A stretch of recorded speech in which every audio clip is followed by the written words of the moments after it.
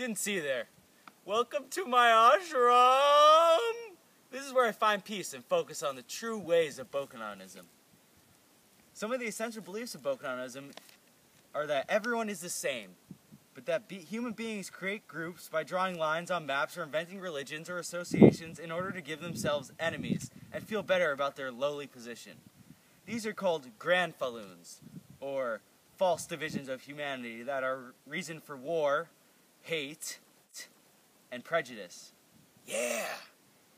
People of a grand falloon think they have a connection or bond with the other, but in fact they have no connection at all because there is no reason for them to be in the other person's life. Bokononism, in essence, argues that, well, life sucks, and a person can only find happiness is to have a positive outlook and be able to joke around, find one's strengths in imagination and playfulness. These books themselves reveal this playfulness. Lesson 1.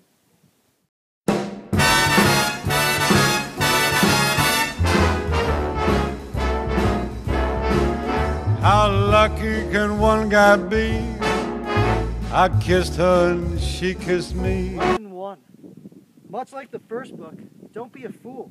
Close this book at once, and it's nothing but FOMA. Now, you're probably wondering, what's FOMA? Well, FOMA is horseshit! Horseshit! Horseshit! Horseshit! All of the true things that I'm about to tell you are shameless lies. Anyway, in the beginning, God created the earth, and he looked upon it in his cosmic loneliness, and God said, "Let us make living creatures out of mud." Mud.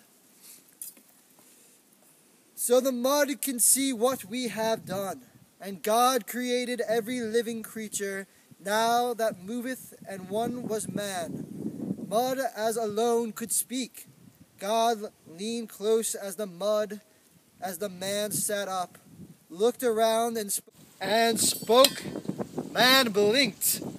"What is the purpose of all this?" he asked politely. "Everything must have a purpose," responded God. "Certainly," said the man. "Then I leave it to you to think of one for all of this," said God, and he went away. We are here on earth to make our own purpose. We can do that we want and live the way we want to live, even if it's all through lies.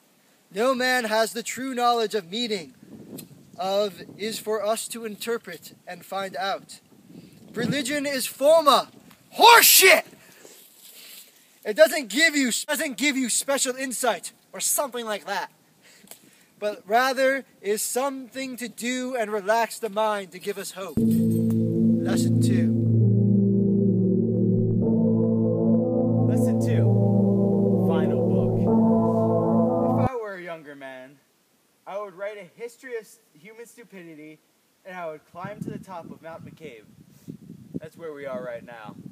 Lie down on my back with my history for a pillow, and I would take from the ground some of the blue-white poison that makes statues of men, and I would make the statue myself, lying on my back, grinning horribly, and thumbing my nose at you-know.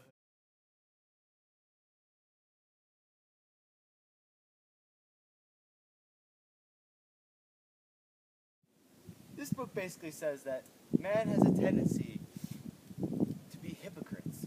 We use a pillow of the past to hold ourselves up, and by picking our nose at God, we have the hubris to think we're better than everyone else, including God, and we just don't need him. The fact that man is going to make a statue of himself lying down shows that mankind really has no point when it comes to making statues, and what purpose do they serve? Do you think that a statue could really hold the soul of someone in a certain way, or something like that?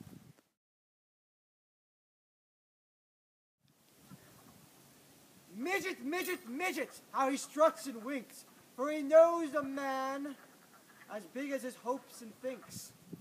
When I was young, I was so gay and mean.